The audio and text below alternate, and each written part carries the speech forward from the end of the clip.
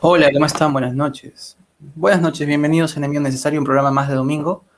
Un programa interesante, pero también es interesante lo que está pasando en nuestra política, ¿no? Vamos a tratar de hablar un poquito con nuestro invitado el día de hoy. Simena, ¿cómo estás? Bien, Joe, ¿cómo están chicos, chiques que nos están viendo? Seguramente, ¿cuántos espectadores tenemos ahorita? Porque seguramente están Ah, enganchados con este tema de las vacunas gays que se ha destapado. tenemos una buena cantidad. O sea, yo Ah, qué tengo, por ejemplo, genial. sí, tenemos una buena cantidad desde cognitivo, tanto la página de Enemigo Necesario bueno, YouTube también, ¿no? Que ahora la gente nos ve por ahí también. El día de hoy tenemos a Carlos Polo. Carlos Polo es un antropólogo social. Él es promotor del uso de herramientas de participación ciudadana y es director en Latinoamérica de la Population Research Institute, o el Institute Population Research. El Y vamos a PRI. estar hablando, el PRI, y vamos a estar hablando de política. Y hola Eric, ¿cómo estás? Acá tenemos saluditos. Y vamos a estar Hola, hablando con él chique. de su labor y de política. Vienen más saludos. Guillermo Vega, ¿cómo estás, Guillermo? Buenas Oh noches. my God. Buenas noches Desde México. desde México. En México son las 9 de la noche. ¿Cómo están en México por allá las cosas? En Puebla. Sí, es que nos ve gente de toda Latinoamérica. Y bueno, para la gente que nos está viendo desde otras partes, les comentamos que Perú en este momento está en una situación bastante complicada políticamente, y es como que cada vez se complica más y se complica más y se vuelve a complicar nuevamente, ¿no? En Perú no te aburres cuando se trata de política. Carlos ya se conectó, ahorita le vamos a dar pase, pero en Perú no te aburres hablando de política porque todo el tiempo pasa algo. Qué lamentable realmente que pasen todo el tiempo cosas que no podemos estar tranquilos, pero esto se veía venir, ¿no, Ximena? Sí, Eh, lamentablemente. Se veía venir, ya estaba fijo de que algo como esto iba a pasar. Eh, lo, lo, lo avisamos por ahí, no es que no es que hayamos tenido este tipo de medios probatorios o este tipo de avisos en el sentido de un caso como este, porque nadie imaginaba un caso como este, pero al final pasó y salió a la luz, ¿no? Bueno, Sí. vamos a darle paso a nuestro invitado. Él es Carlos Polo y ya lo hemos presentado. Por acá está. Carlos, estimado Carlos, ¿cómo estás? Buenas noches. Buenas noches, Joel. Buenas noches, Hola, Jimena. Carlos, ¿cómo estás? Bienvenido. Buenas noches. Una Buenas pregunta noches. para iniciar y buenas noches a todos los oyentes, videntes, invitados a su programa. Una pregunta. ¿Yo soy el enemigo necesario hoy día? Todos somos los enemigos necesarios, Carlos. Este programa es para enemigos necesarios de la sociedad, ¿no? Los contraculturales, los que queremos ver un poquito más allá de lo que nos muestran los medios de comunicación, de lo que se presta para la agenda, ¿no? Todos somos enemigos necesarios. Carlos, Todos ¿cómo aquí somos estás? los disidentes. Muy Exactamente. bien, muy bien. ¿Cómo te va, Carlos? Muy bien, muy contento de estar aquí con ustedes para compartir pues algunas de las cosas que hago, algunas de las cosas que les inquieta. Vamos a encontrar una intersección entre, que eso es un diálogo, ¿no? Encontrar una intersección entre lo que nos preocupa a ambos en común. Habrá cosas que no, obviamente, ¿no? Somos seres humanos libres y habrá cosas que sí. Por lo que he conversado hasta ahora con Joel, creo que hay bastante como para conversar hoy día. Así es. Y justo Definitivamente. veníamos comentando al inicio del programa hace unos minutos sobre este tema de las vacunas Gates que ha saltado a la luz con Vizcarra, con la renuncia de la ministra Massetti. ¿Cuál es tu opinión al respecto, Carlos? ¿Qué nos puedes decir? Bueno, escuchaba yo el decir que nada nos sorprende en el Perú. Nada nos Ujú. sorprende. Pues nos sorprende que la ministra Massetti haya estado metida en otro acto de donde uno dice, oye, ¿es corrupta o es inepta? ¿No? O sea, a ver, compraron unos Claro, patrulleros que automotriz Gildemeister que costaron más de lo que cuestan una camioneta nueva en el mercado cuando compras una. Ella compró como claro. 400, creo, ya no me acuerdo, ¿no? Y le cobraron más. ¿No? Cualquiera de nosotros puede ir y negociar con Automotriz Gildemeister te voy a comprar 3 y me van a bajar bastante el precio. ¿Y qué pasa si compro 6? ¿Qué pasa si compro 20? Si compro 400, no voy a pagar más que si compro una. Exacto. Y entonces, Exacto. hoy día vamos a ir descubriendo, para quien tiene no 2 dedos de frente, sino uno, que renuncia porque ya le saltaban todos los actos de corrupción encima. Así es, ya Iba le a estaban tener que reventando en la cara. Así es, iba a tener que decir cuánto costaron las vacunas. Todavía no sabemos cuánto Sobrevaloradas costaron. totalmente, ¿no? Porque por ahí vi que el precio al que las habían adquirido era alrededor de $70 por unidad. Bueno, ya sabremos con detalle en algún momento. Ahorita la señora sale, la señora se aísla, la van a blindar, van a tratar de que nos olvidemos, habrá otro escándalo y otro escándalo, Ujú. y pues se olvidará, como los patrulleros, como las ambulancias, y como la Ujú. mentira que dijo con la píldora el día siguiente. ¿Ustedes se acuerdan de un periodista, Carlos Spa? Ah, no, Sí, no, sí, no. Yo no sí recuerdo a recuerdo. Carlos Espada. Son muy chicos para Ujú. recordar, ¿no? Bueno, resulta que Carlos Spa tenía mucha audiencia en el Canal 4 y cuando estaban Ujú. debatiendo sobre si la píldora al día siguiente tenía efectos después de la concepción, es decir, Ujú, abortivos, es decir, antiimplantatorios, ¿no? ujú. Un óvulo se fecunda en la trompa de falopio y entre 7 a 14 días se anida en el útero. Y entonces estaban en esa discusión y ella decía que tenía un trabajo que se había hecho en Suecia, y lo que nunca se esperó es que Carlos Spa iba a identificar, iba a tener ahí copia del estudio, iba a tener copia del estudio. Le dijo, señora Macetti, ¿en cuántas personas se ha aplicado la vacuna? Y ella, bueno, en varias. Le dijo, en 12, ¿no? Y En entonces, 12. en 12 personas. Ah, bueno, sí, pero 12 es bastante. Sí, pero 12 en 6 se había aplicado la píldora el día siguiente y en 6 no, porque era un estudio de comparación. Ajá. ¿Y usted cree que con 6 personas usted puede llegar a una conclusión científica? Y ella dijo, bueno, es que ya con 6 te das, o sea, estaba desesperada porque con 6 era una ridiculez. Y usted sabe que de esas 6, 2 se eliminaron porque tenían no cumplieron con los requisitos de la prueba y las que quedaron no hubo una conclusión de que fuera exactamente antianovulatoria, o sea que inhibían la ovulación de la mujer y al no ser concluyente, entonces no se podían descartar los efectos antiimplantatorios.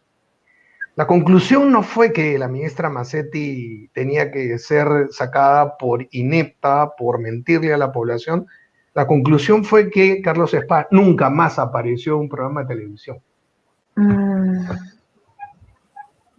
Ok, Esa es la ministra, interesante. esta es la ministra Macetti y ese es el nivel de impunidad que hay para los funcionarios públicos en el Perú.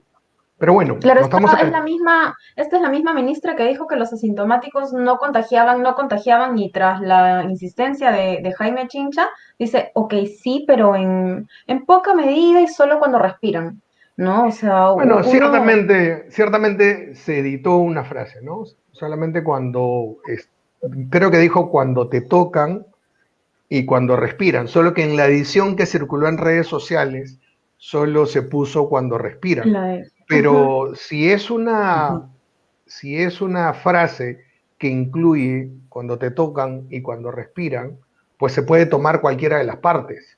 La Claro. edición ciertamente debió mostrarlo todo, pero al mostrarlo todo igual era igualmente ridícula, igualmente infundada, así es. pero solo para decirlo con propiedad, ¿no? De lo que pasó. Pero obviamente yo creo que no sorprende, no Ujú. sorprende lo que ha pasado ahora, que era su pregunta, ¿no? Claro. Sí, los Carlos, escándalos de corrupción. estábamos, estaba leyendo por ahí una información que me proporcionaste, estábamos también leyendo lo que es la organización que presides para Latinoamérica, que es Population Research Institute, y menciona precisamente en el ideario el tema de la defensa de la vida humana y el mito de la superpoblación también. Quería conocer un poco más al respecto y precisamente cómo consideras que podemos, es que estas ideas se encuentran implantadas en las universidades, ¿no? Esta pregunta está un poquito más adelantada de la que tenía preparada, pero ya que has tocado el tema, estas ideas se encuentran implantadas en las universidades y probablemente no directamente por los catedráticos o por incluso decanos, sino directamente por las autoridades más elevadas dentro de la universidad, que son los rectores, y en todo caso también desde los ministerios, o ya hablando de algo mucho más macro, la línea ideológica del gobierno de turno, ¿no? ¿Cómo podemos comenzar a combatir estas ideas? Pero la pregunta va más abocada al trabajo que tú desarrollas en PRI, ¿no? Sí, mira, Population Research Institute se crea al finales de la década del 70, el siglo pasado, ¿no? Como su nombre lo dice, Population Research se dedica a la investigación de los temas demográficos. En esa época, y aquí vamos a conectar todo el programa seguramente con un tema de fondo, con un hilo conductor, se crea un relato político, ¿no? Y el relato político en esa época era la sobrepoblación. Hoy día es la pandemia, ¿no es cierto? El COVID, ¿no? En ese momento era la sobrepoblación. Ese problema que afectaba a todo el mundo, que iba a producir un hecatombe, que todo el mundo iba a colapsar, porque la población crecía exponencialmente, decían ellos, y los recursos solo aritméticamente, los recursos son limitados, son finitos, y la gente se está reproduciendo como conejos irresponsablemente. Y entonces proponían la planificación familiar y el aborto legal, mira, desde esa época, y entonces pues comenzaron a crear argumentos, digamos, sobre medias verdades, ¿no? Fíjate que 50 años después, prácticamente, no hay ningún demógrafo que hoy día pueda decir que el mundo se va a sobrepoblar. No hay ningún demógrafo que pueda decir que vamos a crecer hasta el infinito. Todas las estadísticas, incluyendo la de la ONU, que es antinatalista, sabe que vamos a llegar a un pico antes de que finalice este siglo, y luego la población mundial va a decaer. Porque la población mundial, ¿dónde estaba la media verdad? La media verdad estaba en que la población estaba creciendo. Como ha crecido durante toda la historia de la humanidad, ¿no? Estoy leyendo ahora un libro que se llama Sapiens, de Yuval Harari, que explica la historia del Homo sapiens, ¿no? Y bueno, seguíamos una curva de prosperidad, ¿no? Porque la población humana va creciendo. Entonces ellos manejaban una curva donde la población crecía y hacían proyecciones de que iba a crecer ilimitadamente. Hoy día sabemos que va a llegar a una curva entre los 8.500, 8.600 millones de habitantes en el mundo y va a comenzar a caer. Lo que no decían, como decía nuestro amigo maestro Arturo Salazar Larraín, fallecido hace algunos meses, la población, la demografía no se mide con números absolutos, sino con tasas, con números relativos. La población no crecía ilimitadamente. Las tasas de natalidad iban en una caída en picada. Si las tasas de natalidad o otro indicador, que es la tasa global de fecundidad, o sea, cuántos hijos tiene una mujer durante el periodo de su vida, te darás cuenta que en los últimos 60 años, en todos los países, ha caído. En el Perú, 1960, más o menos, el promedio de hijos por mujer está más de 5. Hoy día escasamente está superando el 2. El 2.1 es lo que se conoce como la tasa de reemplazo poblacional, la cantidad de hijos que se necesita para que la población no decrezca. Pero todo apunta a que en el Perú se vivan las realidades demográficas del invierno demográfico de Europa, con la diferencia que hoy, que este es un problema que lo esconden los medios de comunicación, pero el envejecimiento poblacional en Europa es algo de terror, es algo que está comprimiendo su potencialidad económica y es algo que ha hecho colapsar todos los sistemas de pensiones. Hoy día en España, ya antes, hace algunos años, había por cada jubilado un trabajador que aportaba y lo mantenía. Hoy día ya ni siquiera hay uno. Para un jubilado ya tienen que 1 punto algo trabajadores aportar para mantenerse jubilado. Claro. Y eso está pasando en los países ricos, que no saben qué hacer con sus viejos ricos. En América Latina y en el Perú no vamos a saber qué hacer con nuestros viejos pobres. Eso, sí. Entonces, Population Review Claro, Institute se dedica a esa investigación demográfica, nace en ese, y luego ha ido acompañando a todos los procesos que alrededor de la demografía, natalidad, familia, matrimonio, una serie de fenómenos sociales, culturales y políticos donde hemos hecho unos aportes muy grandes de denuncias a abusos a los derechos humanos en todo el mundo. El presidente a nivel mundial, Steven Mosher, fue el primer americano que investigó la política de un solo hijo en China. Y la barbarie que es, a las chinas las hacían abortar hasta días antes de dar a luz, obligatorio, forzado. Investigamos también acá en el Perú las esterilizaciones forzadas que se hicieron durante el gobierno de Fujimori. También me tocó investigarlas en Venezuela. Y otros compañeros los investigaron en varios países de África. A eso nos hemos dedicado, Joel. Perdón, los corté. Claro, por ejemplo, ya que mencionabas Europa, también el caso de Japón, que terminó reemplazando su escaso número de trabajadores públicos y que bueno que tengan solamente 800.000 por robots. Japón es pionero en eso, en el uso de máquinas para reemplazar a los trabajadores públicos que no tienen, en diferencia, por ejemplo, como de España, ¿no? Pero lo que comentabas es una realidad que no se nota o no se visibiliza porque tenemos una agenda que ya está prefabricada por estados, ¿no? Y que está direccionada ideológicamente por movimientos. A ver, en el tema de América, en el tema de América y precisamente en el tema de esta agenda, de la agenda que va contra la vida, y más precisamente en Perú, ¿cuál consideras que podría ser el tiempo límite que tenemos para poder hacer un frente antes de la catástrofe? Estas elecciones obviamente van a ser decisivas, ¿no?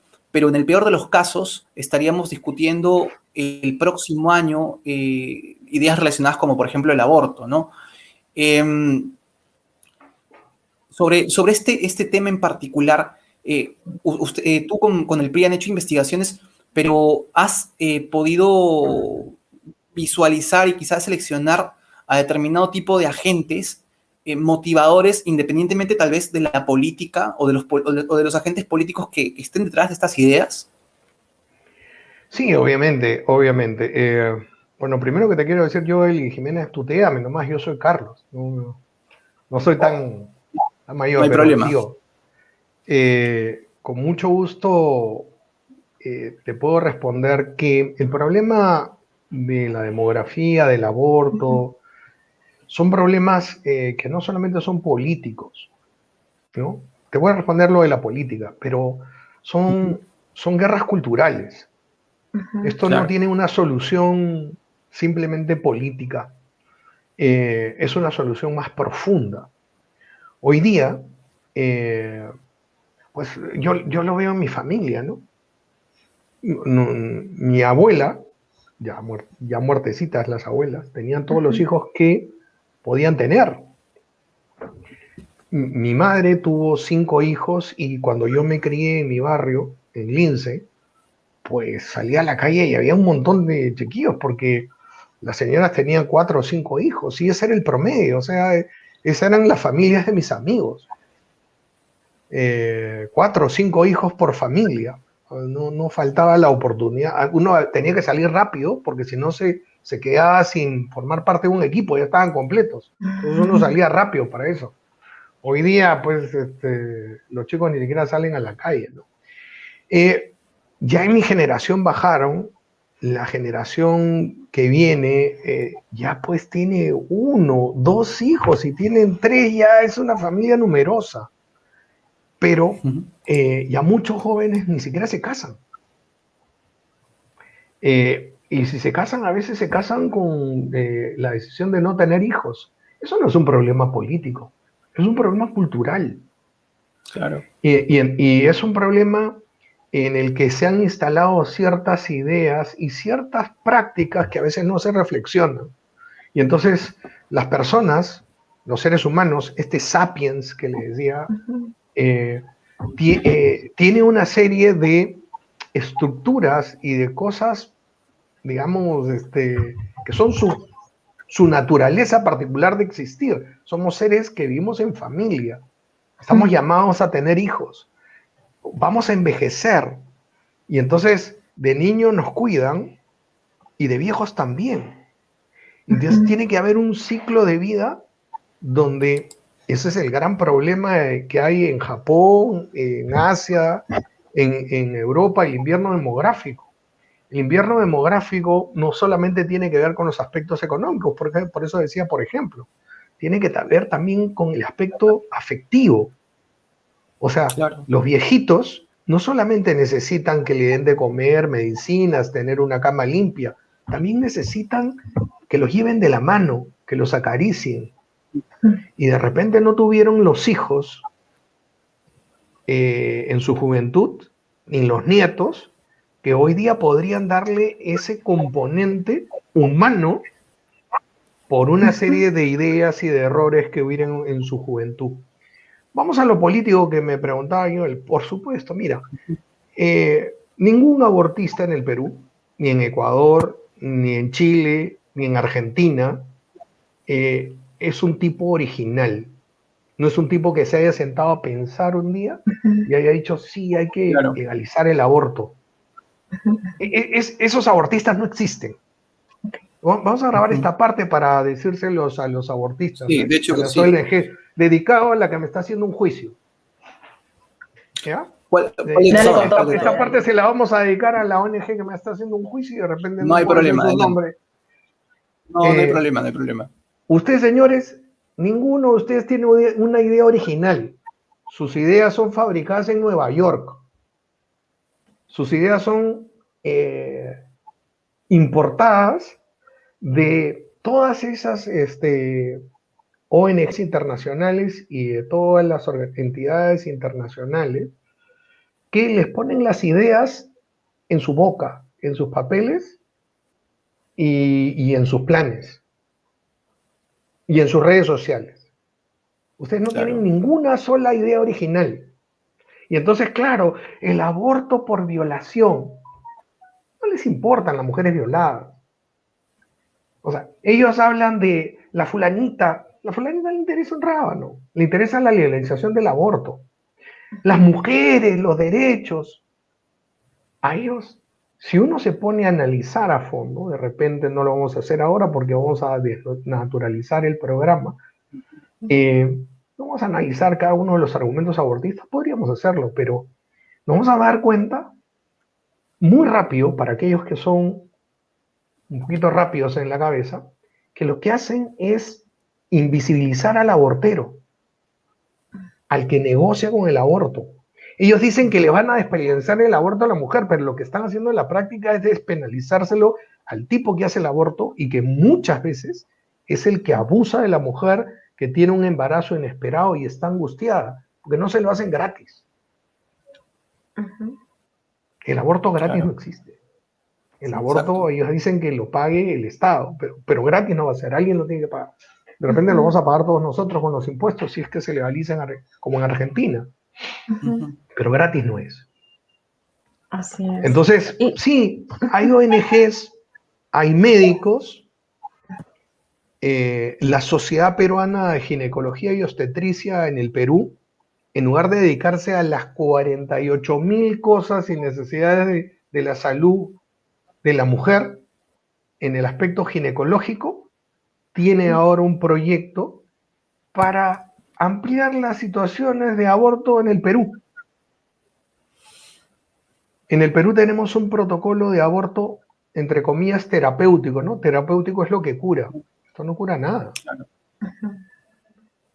Las 11 causales, bueno, 10 en realidad, porque la 11ª es, y todo aquello que pueda afectar a la mujer, la 10, cuando lo discutimos, y lo estuvimos discutiendo por 10 años, desde el 2004 al 2014, en el 2014 se aprueba el protocolo de aborto terapéutico con durante el gobierno de Humala. Las 10 tienen un protocolo de atención de la emergencia obstétrica sin necesidad de llegar al aborto. Es decir, tienen formas en las que un médico puede evitar llegar al aborto y salvar las dos vidas, ¿no? ¿Han escuchado?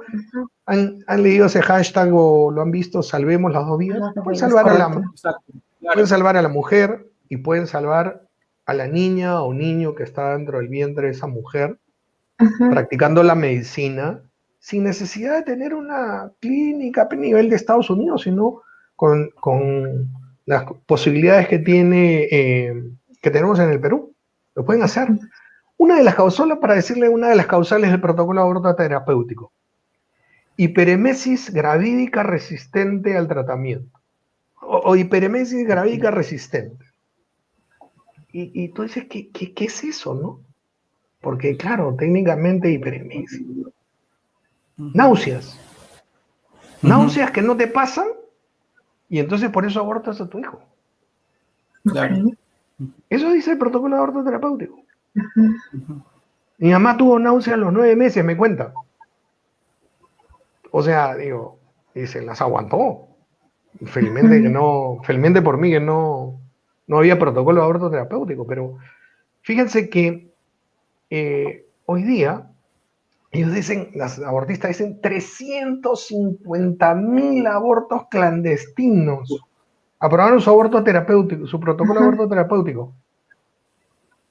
Ahí están las estadísticas de la Sociedad Peruana de Ginecología y Obstetricia. Claro. ¿Cuántos abortos terapéuticos estaba haciendo? Tú dices 350.000 clandestinos. 50.000, tú dices, ¿no? ¿Tú qué dices, Joel? No, muchos menos. Muchos menos. ¿Cuántos menos crees que pueden ser? 20.000 o menos incluso. 20.000, muchos menos. Muchos menos. 5.000, muchos menos. 1.000, muchos menos. 500, muchos menos.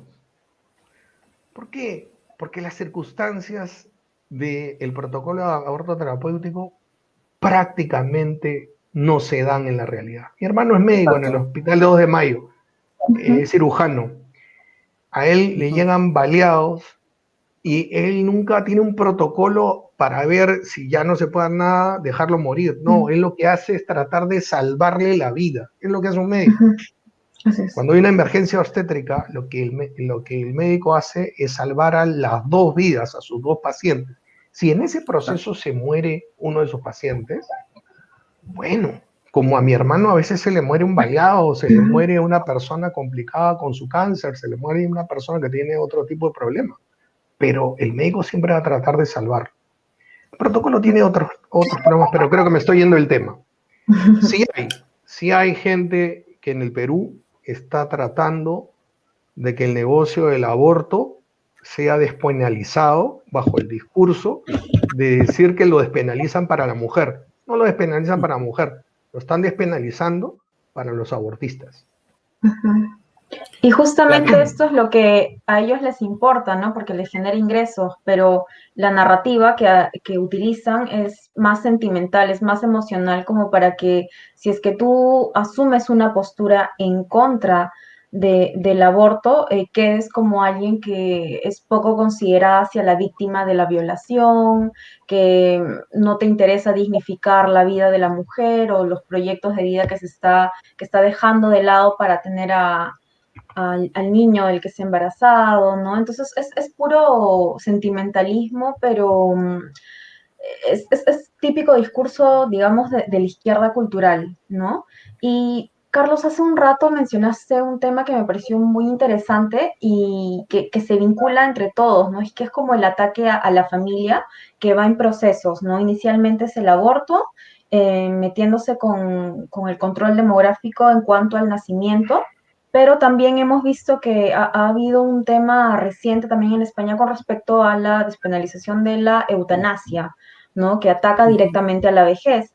Pero vemos que es un tema muy constante también el ataque a la familia, la conformación familiar en cuanto a hombre-mujer con la ideología de género y estas políticas que quieren aplicarlas para que hombre y hombre también se casen, en la adopción de niños, ¿no? Entonces, es un ataque constante a la familia de una agenda que existe y que todos deberíamos estar al tanto, ¿no? Entonces, yo creo que mientras más podamos difundir este tipo de información para que la gente sepa en qué realidad estamos viviendo, es mejor, ¿no? Y acá justamente quería también preguntarte, ¿no? Porque existe una formación intelectual y una formación hecha para la acción, ¿no es cierto? Entonces, ¿cómo podríamos nosotros definir la formación para la acción y específicamente cómo se diferenciaría de la formación intelectual?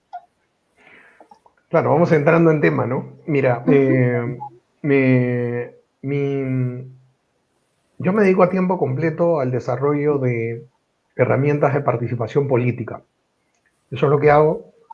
Asesoro a organizaciones fundamentalmente pro familia, pro vida, pro libertades fundamentales en toda Iberoamérica y en Estados Unidos. He dado muchos cursos sobre eso. Encuentro que hay una, una tendencia, una deficiencia, un sesgo a veces que sería importante aclarar ahora y eso es lo que le proponía como tema hoy día, ¿no? Cuando se habla de formación, todo el mundo dice, oye, hay que formarnos, ¿no? Hay que dar información y formación, hay que formarnos para ser mejores personas, mejores profesionales, Claro. mejor actores políticos incluso, ¿no? Pero cuando hablan de formación, casi están pensando exclusivamente en la formación intelectual, es decir, aquellos conocimientos de distintas materias, ¿no? O sea, de filosofía o de filosofía política o alguna de las ciencias humanas, quizás, ¿no? Sociología, Biología. psicología, historia, o algunas de las ciencias un poco más prácticas, ¿no? Y entonces, pero la formación intelectual apunta a tener conocimientos y los conocimientos se transforman en argumentos para el debate, sea académico, o sea político, o sea cultural, ¿no? Ese es el proceso de la formación intelectual. Okay. La formación para la acción es distinta. La formación para la acción apunta a influir sobre las conductas y sobre las decisiones de otros, ¿no? La formación para la acción apunta a que las cosas pasen. A ser agentes de cambio. A ser agentes de cambio. Entonces, pues, por lo que conversamos un poco por Joel y por lo que vi un poco en sus redes sociales, ustedes están enfocados más, por ejemplo, en proponer, digamos, ciertas cosas para que la sociedad cambie, para que las libertades se respeten, ¿no? Y entonces, Claro. por eso todos nosotros, ya me aclararon bien, somos enemigos necesarios, ¿no? Ustedes y los que nos escuchan somos enemigos necesarios. ¿Enemigos de qué? Enemigos de las situaciones de opresión, de injusticia, de, de pues, negación de una serie de cosas a las que tenemos derecho. Eso no va a cambiar porque tengamos muchos conocimientos. Si yo, el Jimena, yo y todos los que no soy, juntamos nuestros conocimientos, quizá no pase nada a nivel social. Va a pasar cuando, digamos, tomemos acciones, cuando influyamos en la toma de decisiones, cuando influyamos en la conducta de los demás, no necesariamente como autoridades, sino como producto de una serie de interacciones sociales que pueden darse desde la señora que barre o el señor que es el guachimán de un edificio o, digamos, el líder vecinal o la señora que organiza una olla común en esta época de pandemia, porque va generando patrones de conducta replicables que pueden hacer mejor o peor nuestra sociedad. Antes de ayer me escribió un amigo argentino que está en un partido con ansias de postular a ser parlamentario. Y escribí un artículo para un servicio de noticias IFAN News, donde colaboro en la edición para Iberoamérica, y me decía que iba a escribir sobre la costumbre que hay en las provincias argentinas de que cuando dos carros se cruzan en una carretera, en las provincias se saludan. Sí, así no se tocan con el que te cruces. Desaparece en las grandes urbes, ¿no? Y él quería llamar la atención sobre ese espacio de humanización. Pues eso, en la vida cotidiana, y también la toma de decisiones en los parlamentos, en el Ejecutivo, necesitan que muchos de nosotros también comenzamos a formarnos, y acá viene mi comercial, ¿no? En lo que es herramientas de participación política. Por ejemplo, yo he tenido la suerte de que en mi trabajo a tiempo completo he podido visitar 18 países, más de 37 ciudades, donde he dado más de 80 cursos para casi 3.000 activistas de las principales organizaciones que defienden la vida, la familia y las libertades fundamentales, enseñándole un método, que es el método de análisis de escenarios políticos. Okay. Todos los escenarios políticos se parecen, no importa su proporción, su dimensión, su importancia. Y con el método de análisis de escenario hemos ayudado a influir en las resoluciones de la ONU, tanto en Ginebra como en Nueva York, donde he participado varias veces, una vez como delegado del Perú, y también en situaciones más cotidianas. Y cuando se lo vendo a alguien que quiere organizar un curso, le digo, incluso el método de análisis necesario de escenario te puede servir para que tu suegra no se quede 2 meses en tu casa. Un escenario político bastante crítico, ¿no? Entonces, ahí se le abren los ojos y te lo compran más. Pero... Te termina de convencer. Eso termina de convencer. Pero formación para la acción. De hecho, desde la oficina, hace 17 años, hacemos seguimiento y ayudamos a muchos parlamentarios en lo que son proyectos que afectan la vida, la familia y las libertades en el Perú. Y hacemos un seguimiento profesional. Los parlamentarios, por eso es que se llama parlamento, congreso, congresistas, pero parlamento. El parlamento es un diálogo, ¿no es cierto? Y es un diálogo social. Todos estamos invitados, todos podemos participar, todos podemos alcanzarle a los parlamentarios información, opiniones, sea personal, sea institucional o sea de algunos grupos sociales que están interesados en ciertas cosas. Y así hemos tenido grandes debates, por ejemplo, en torno a lo que era la unión civil, que era el matrimonio homosexual encubierto, que presentó el señor Carlos Brus. Carlos Brus. Hemos tenido N proyectos a favor del aborto. Dicho sea de paso, hace bastante tiempo en el Congreso del Perú que no se presenta un proyecto para legalizar el aborto. Lo quiso hacer la última ministra de Justicia de Vizcarra, producto de todos estos lobbies, todo, pero hace tiempo que están un poco desanimados los abortistas de presentar un proyecto de ley. Ellos prefieren influir a los jueces, es más fácil.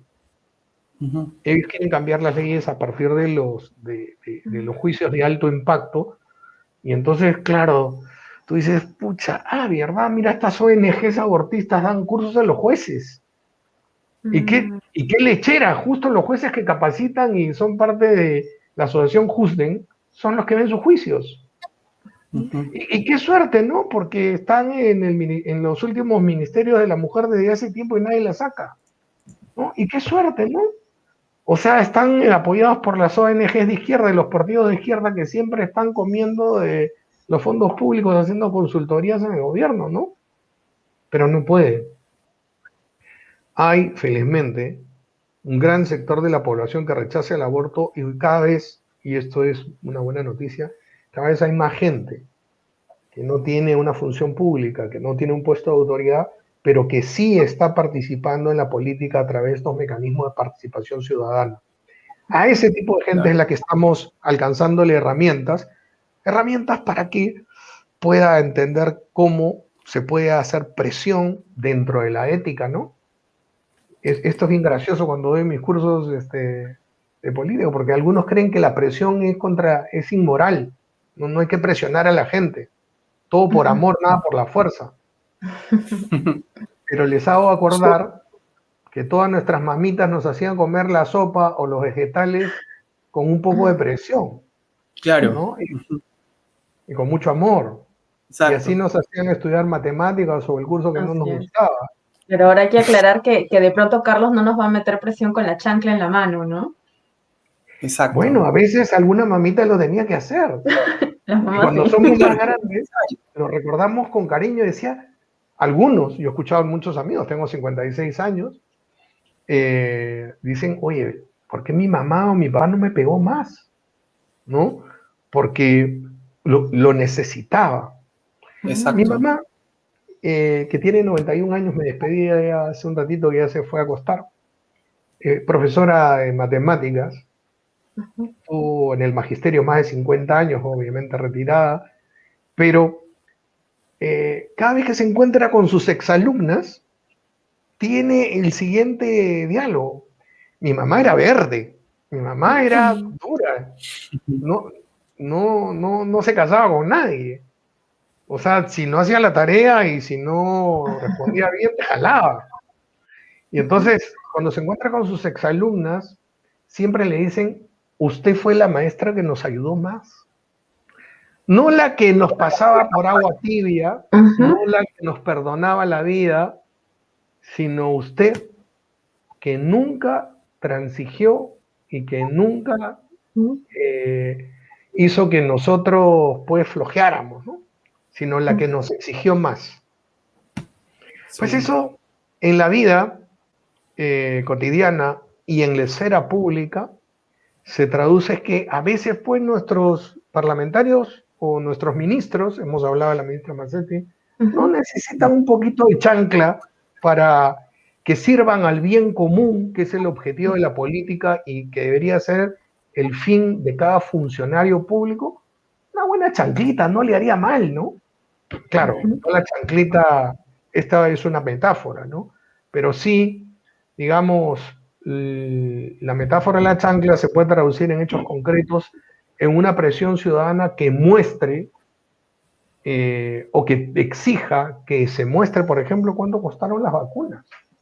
Claro. Claro. Carlos, tú mencionabas justo la narrativa y me recordó a Joseph Campbell, que es un mitógrafo, y que describe en El viaje del héroe, pues, y que después pues, fue utilizado por la cinematografía, ¿no?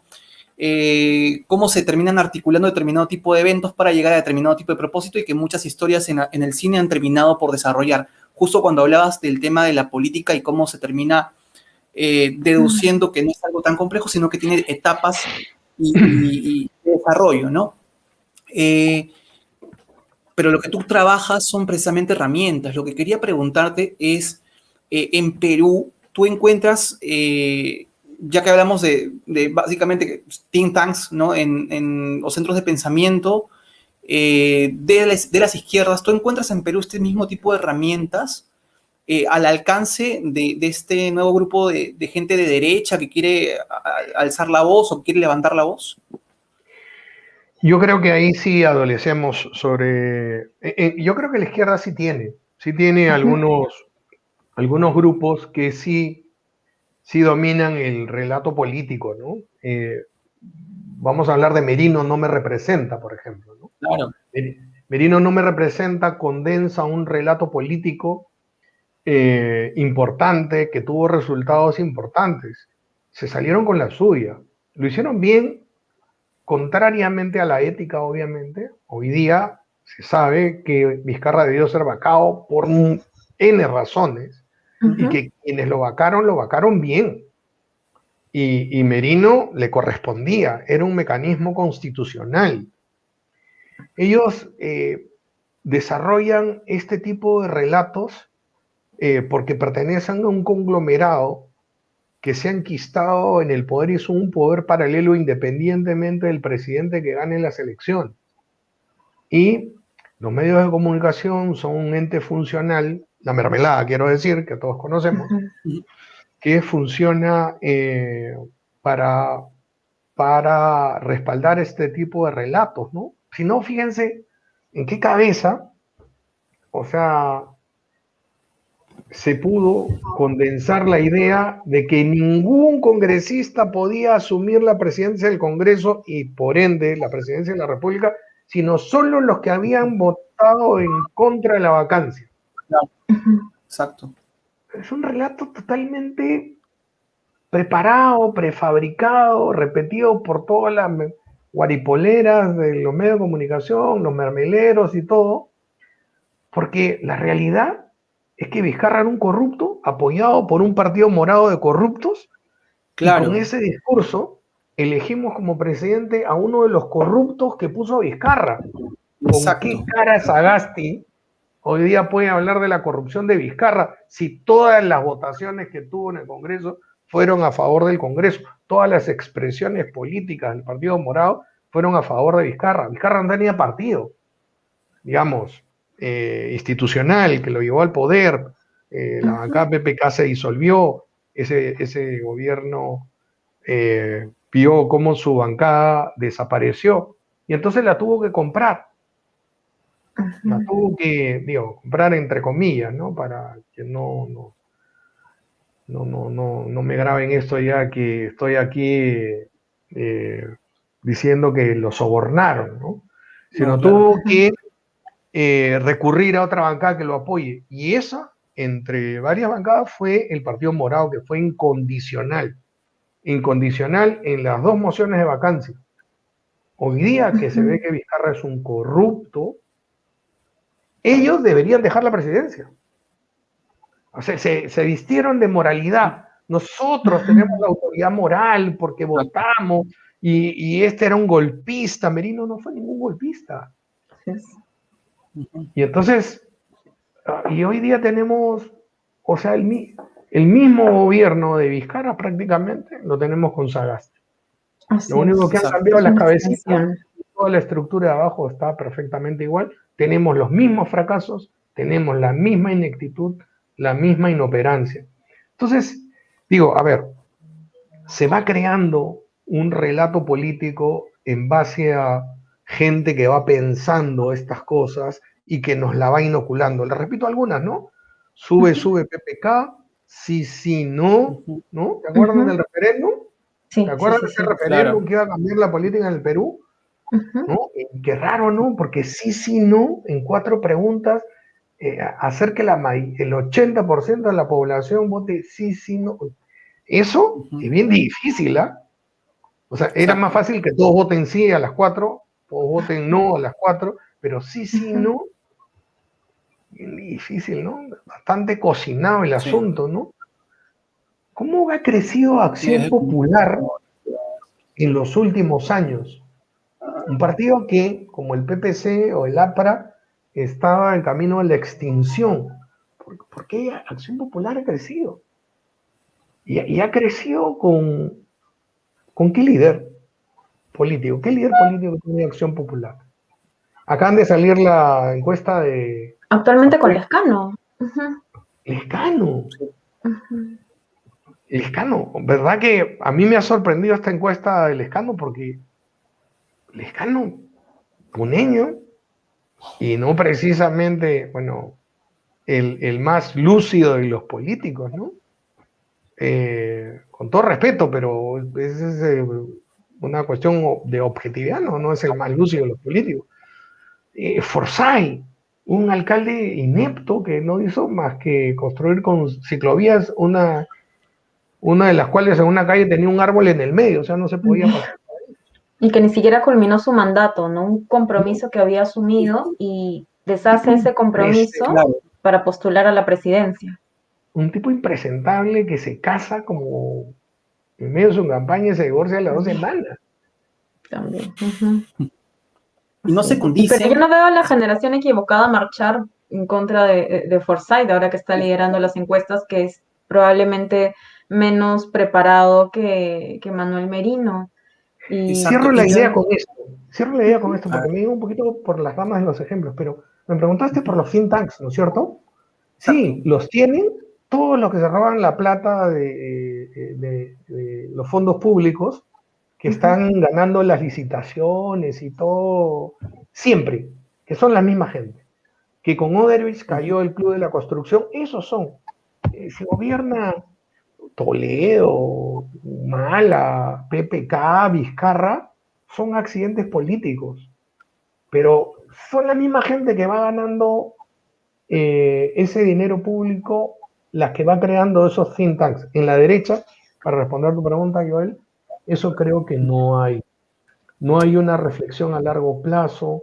No, la gente, mire, yo tuve una conversación muy interesante, privada, con algunos de los agroexportadores en medio de la crisis, Ujú. esta que hubo hace unas semanas, ¿no? De esta ley absurda, totalmente absurda, solo para que se hagan una idea de lo que es la agroexportación, pues son personas que han apostado y han invertido mucho dinero en producir, digamos, eh, algunos de estos vegetales, hablemos por ejemplo de las uvas o de las cebollas, pero que demoran años en conseguir un producto de calidad.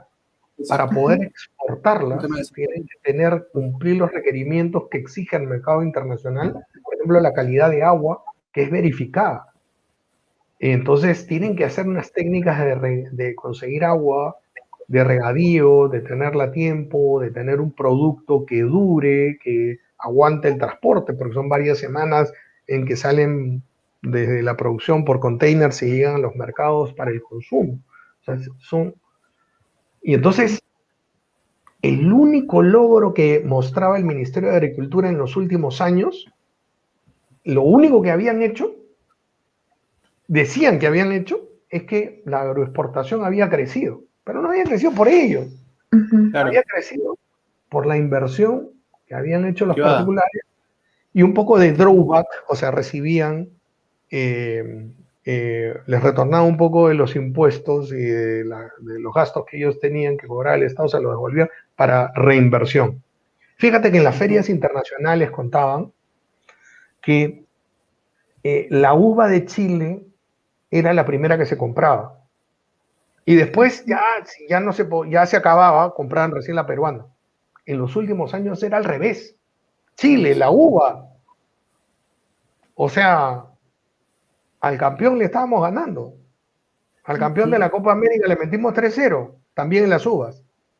Y entonces, eh, resulta que hay todos estos líos porque dicen que los trabajadores bloquearon a los trabajadores. Los agroexportadores no tenían ni un solo reclamo gremial por sueldos antes de las revueltas. Y entonces, ¿qué pasa?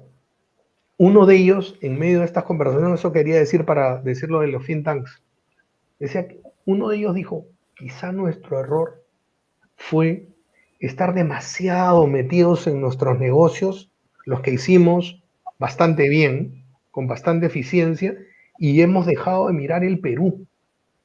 Hemos dejado de mirar y de contribuir a la reflexión que hace posible que la industria se desarrolle en el Perú. Claro. Y entonces, claro, en el Perú los empresarios son unos tacaños que deberían invertir en reflexión que apoye las iniciativas de producción, y si eso se llama derecha, entonces es eso lo que no hay. Las universidades, hasta la de Lima, todos los profesores son izquierdosos, en estudios generales, y todos te salen míos izquierdistas, ¿no? Hasta la de Lima.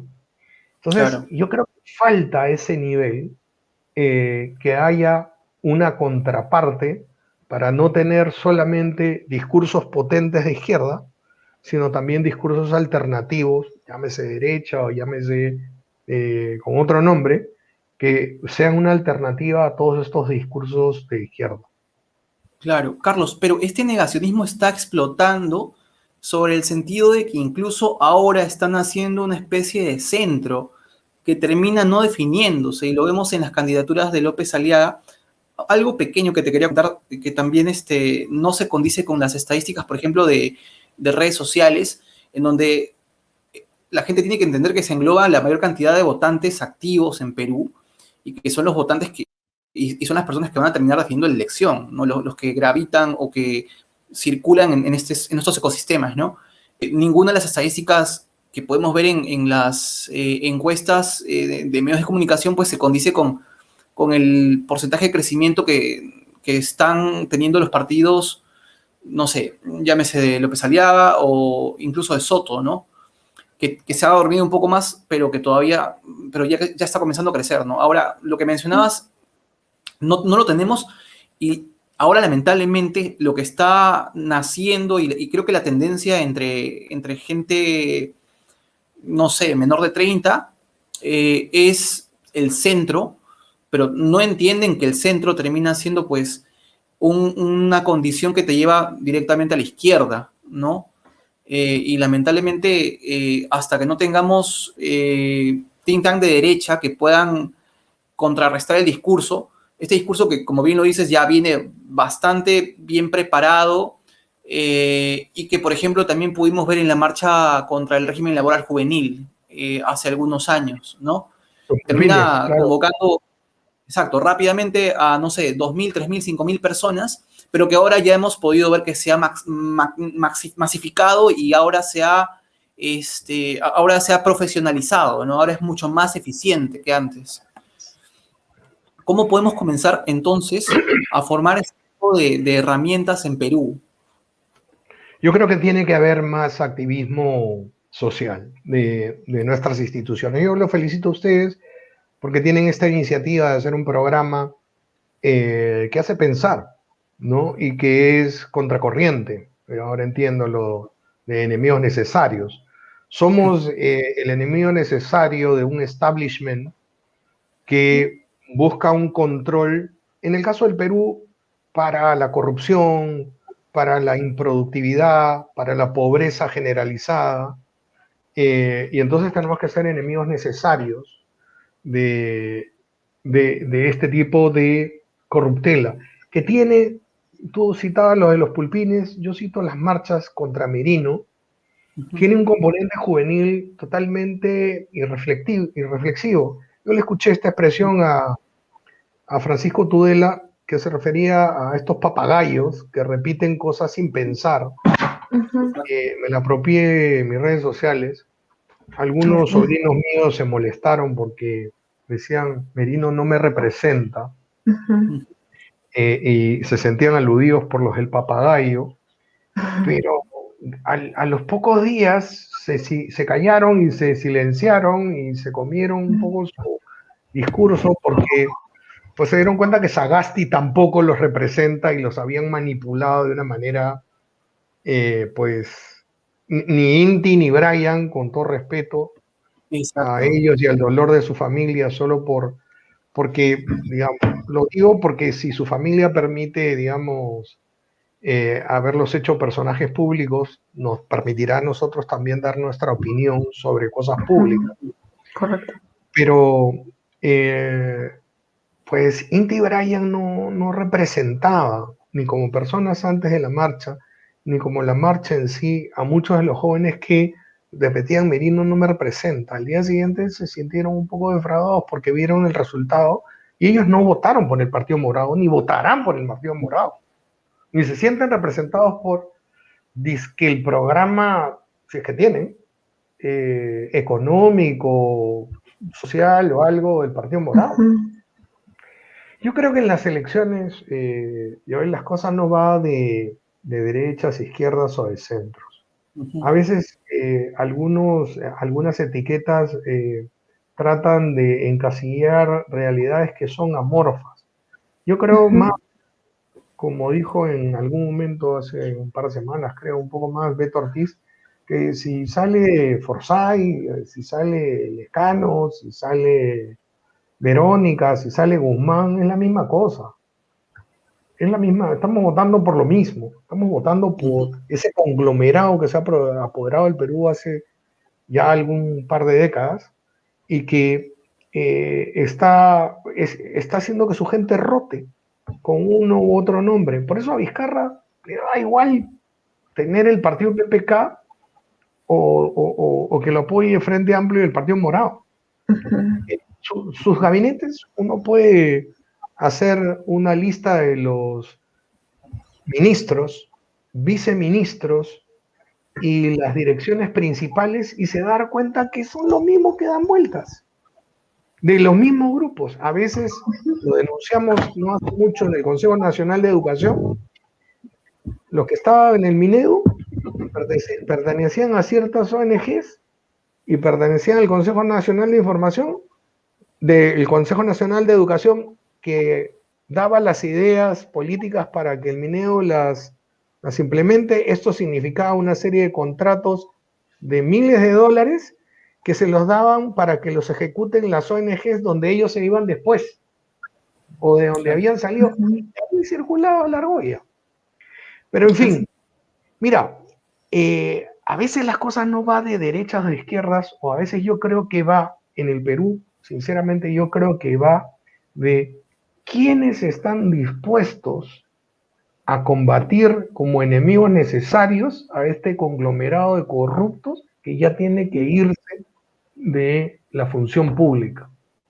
Y debería haber un control ciudadano, de repente otra iniciativa de algún grupo de gente que comience a llevar la cuenta de quiénes han llevado consultorías, a qué grupos pertenecen, y no puede ser pues que se hayan gastado los fondos públicos en tonterías, en corruptelas, y relacionarlos con los partidos políticos, porque se van a dar cuenta que esta figura que les estoy contando es así, y la política hoy en el Perú creo que debe ser quiénes están, qué candidatos van a favorecer este conglomerado y qué candidatos van a cuestionar este conglomerado. ¿Qué candidatos hoy día, les pregunto a ti, Jimena y Joel, están cuestionando esto que podemos entender como este conglomerado? Porque yo, la verdad, solamente lo veo a Rafael López Aliaga en este plan. No lo he escuchado mucho a Hernando de Soto en este plan. Solo lo he escuchado decir va a estar opuesto a que haya una nueva constitución, en lo cual me parece que tiene toda la razón, porque esto de cambiar la constitución como en Chile, como quieren hacer en otros países, es el plan de este conglomerado para hacerse más del poder y que sea más difícil sacarlos. Así es. Claro. Así es. La narrativa que se ha usado en Chile es probablemente la misma que se está usando aquí en Perú, que se mencionó en su momento, aprovechando justamente que oportunos esta tirria que le tenían a Merino, y empezaron a usar el mismo argumento que en Chile, ¿no? De que la Constitución era hecha por un dictador, que habían desigualdades sociales, que se tenía que cambiar, hacer una nueva. No tenían argumentos realmente válidos, ¿no? Porque creo que la gente no comprende que el hecho de cambiar un papel no te garantiza el éxito y que por otro lado esta constitución lo que ha hecho es justamente mejorar los índices económicos y por lo tanto también sociales, o sea, la desigualdad va a existir siempre. El tema está en sacar a los pobres y elevarlos un poco más en cuanto a riqueza, ¿no? Pero bueno, este es lamentablemente un tema aparte. Em, Carlos, para ir ya cerrando la entrevista, porque tenemos más de una hora, no nos hemos dado Se cuenta. nos ha pasado rápido. Sí, Ya sí, eso hay es que acostarse. bueno. Sí, Sí, hemos disfrutado podemos mucho tenerte una próxima oportunidad. Podemos tenerte una próxima oportunidad con un Sí, panel un poquito más grande también. Bueno, con mucho ujú. gusto. Mira, Para ir cerrando déjame, la entrevista, dime. quería preguntarte si es que va a haber quizás un Pandemonium 3 y qué Ah, podríamos sí. esperar de la tercera parte, si nos puedes adelantar un poquito. Mira, Pandemonium 3 va a salir muy pronto y Ujú. entonces de repente será motivo de conversar con ustedes también. Está en plena preparación, muy Ah, qué pronto bueno. lo van a poder. Pandemonium, como ustedes saben, es un libro digital eh, con autores de muchos países que están Ujú, reflexionando acerca de coyunturas mundiales. Pandemonium 1 salió en mayo ujú. del 2020, mayo, en plena pandemia, en pleno inicio de la pandemia, y pudimos contar cómo la pandemia tenía un correlato de control total estatista en muchos Así es. países.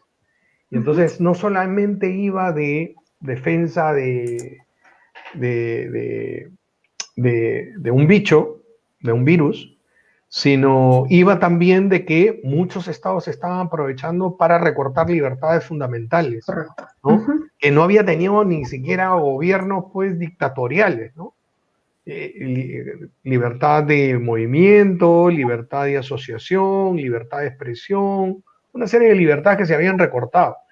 Pandemonium 2 tocó el tema del choque de dos sistemas de pensamiento que se graficaba muy bien en las elecciones de Estados Unidos. Estados Salió en Unidos. octubre, en la Ujú. última semana de octubre, previo a las elecciones de Estados Unidos, porque un sistema de pensamiento filosófico que tenemos en la sociedad occidental desde el siglo III antes de Cristo, esto lo explicaba muy bien en un artículo Francisco Tudela, que fue motivo de un programa que hizo con Miklos, Ujú. y hicimos la transcripción de lo que decía Francisco Tudela con Miklos Lucas, Miklos le digo yo, pero Miklos Lucas para los que nos oyen, eh, de cómo ese sistema de pensamiento que te permitía decir qué cosa con certeza, qué cosa era verdad y qué cosa era mentira, el principio de contradicción, de no contradicción aristotélico llevado a no solo a la filosofía, sino a los marcos jurídicos, a la sociedad en general,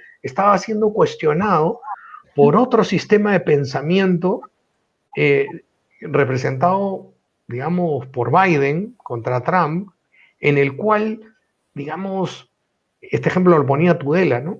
Un hombre podía decir que era una mujer atrapado en la biología, en el cuerpo de un hombre, y que pues se rebelaba contra la realidad, un sistema realista contra un sistema que violentaba la realidad en función de, en el caso que citaba, de la autopercepción o de su propia subjetividad. Y entonces hicimos ese pandemonium y cada pandemonium tiene 16, 17 autores de 7, 8 países que van tocando desde su propia disciplina aspectos de un mismo tema. Pandemonium 3, les puedo adelantar esto nada más, se va a llamar Pandemonium 3, la tormenta perfecta. Ustedes tienen la primicia. Ok. Claro. La tormenta perfecta. Podría Y ser, ya me va a imagino tocar un tema de por dónde fondo. va. Ya me imagino por dónde va. Por ahí que podría ser la antítesis de Sopa de Wuhan. El En primero, síntesis, el primero lo fue. El primero lo el fue. primero lo fue. La guerra del Claro, relato. Ujú. El primero lo ahí fue. está. Guerra de Wuhan había salido, me parece, en marzo o la primera, no, en la primera parte de abril del 2020. Vimos Ujú. que era un formato interesante y que bueno, yo herramientas de participación política, entonces dije, oye, esto va de relato, esto condensa un relato político de la pandemia que para Desde el estos, punto de vista de la izquierda, desde ¿no? el punto de vista de estos comunistas que decían, acá se acabó el capitalismo, Así es. acá Exacto. el virus es lo más democrático que puede haber, El ataca a todos por socialismo es la igual, solución.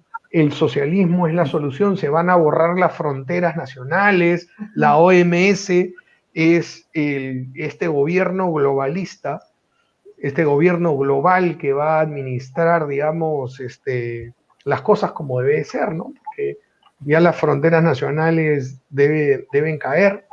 Y entonces nos dimos cuenta que el formato, porque a esto me dedico un poco, es que se adecuaba muy bien a la capacidad de lectura que tiene la mayoría de la gente.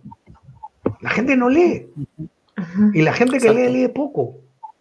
Y entonces es más fácil consumir un artículo de 1500 palabras, 1800 Exacto. palabras o menos, que leer un libro de un autor. Y entonces, claro, Sopa de Wuhan era una colección de artículos publicados. Nosotros Ujú. dijimos, bueno, tenemos material potente para nosotros darle un relato alternativo al que están recibiendo. Por eso la publicidad de Pandemonium 1 fue el libro que rompe el relato progre o el relato de la izquierda. Ujú. Y Pandemonium 2 también lo fue, y creo que Pandemonium 3 también va a crear un relato que va a poder entender en qué mundo vivimos ahora, donde al parecer la democracia va quedando como un ente, como una figura obsoleta de definición política, y al poder se está uno aproximando de otras maneras. No Ujú. solamente por la palabra que comienza con F que no podemos decir en Internet, que se produjo en Estados Unidos en las últimas Exacto. elecciones, sino porque, por ejemplo, en Quintana Roo, acaba de haber un escándalo en que las feministas se apoderaron del Congreso y han Ujú. firmado un convenio con los parlamentarios elegidos democráticamente Exacto. para que a ellas se le aprueben toda su agenda de leyes y que Porque lo tengan una tomaron. oficina permanente porque lo tomaron a la fuerza. Y es lo mismo que con otro grado pasó en Chile y pudo pasar en octubre del 2019 también con una revuelta indígena en Ecuador, Ujú. donde, bueno, en Chile lo pusieron de rodillas a Piñera para para que haya un referéndum para cambiar la constitución. Ujú. Y así nosotros vamos viendo que Merino no me representa, y poner a Sagasti también fue un mecanismo alternativo a los verdaderos procesos democráticos y constitucionales. Constitucional, exactamente. Eso está pasando en todo el mundo. Ujú. Claro, nos olvidamos de la estructura, nos olvidamos que tenemos una carta magna y tomamos supuestamente y le damos a las personas, a los ciudadanos, supuestamente las herramientas de elección, ¿no? Para que ellos supuestamente tomen la justicia por sus manos, pero no se dan cuenta de que por detrás hay alguien que los está manipulando. Carlos, Y antes de cerrar, perdón, y ojalá para dale, cerrar dale. la idea, y ojalá fuera la gente, porque de alguna manera sería democrático. Aunque Exacto. bueno, Ujú. sería desordenado, pero democrático. Esto no va de gente, esto va de grupos como los que hicieron la revuelta, los agroexportadores, que son unos revoltosos, que son grupos, pequeños grupos organizados, con think tank, con unos sinvergüenzas detrás que se quieren aprovechar de la mayor parte de la población. Entonces, eso ya no es democracia. Perdón, Joel. Ujú. Carlos, ¿en qué estás trabajando ahora últimamente y cómo te pueden contactar? ¿En qué tipo de proyectos te podrían contactar quienes quieran formación eh, o formarse A ver, con las Para herramientas la- que estás trabajando, Ujú. elaborando? mira, se pueden contactar conmigo a través de un mensaje directo en Twitter. Mi Twitter es @carlospoloperú. Ese es mi Twitter, y con un mensaje directo pueden contactarse si algún grupo organizado quiere, por ejemplo, hacer una reingeniería de su grupo, o hacer tiene pensado algún objetivo o algún evento, por ejemplo, ahora que se hacen por videoconferencias. Entonces, ¿qué es Ujú. lo que hago yo? Yo nunca le digo a la gente lo que tiene que hacer. Le pregunto qué es lo que quiere hacer y les doy las herramientas para que sea más eficaz en lograr sus objetivos y más eficiente en sus prácticas, ¿no? Entonces tenemos un equipo de profesionales, tanto en la parte técnica de comunicación y redes sociales, como en la parte de actuación política, sea de advocacy, sea de cabildeo, sea de preparación de voceros, sea de planes estratégicos o planes de campaña, en los cuales podemos ayudar a la gente a que haga mejor aquello que quiere hacer. Entonces, Carlos Polo Perú, lo pueden poner ahí en los mensajes de lo que estén. Y claro, denme un like y síganme en mi cuenta de Twitter. O de Sí, Instagram, porque que también también es tienes cuenta Carlos en Perú. Instagram, ¿no? Igual estás Carlos como Polo Carlos Perú. Polo Perú en Instagram, en Twitter, para que los Y chicos te una, puedan encontrar. y una Y página de bueno, Facebook y un ujú. canal de Telegram. En Telegram Eh, también está, genial.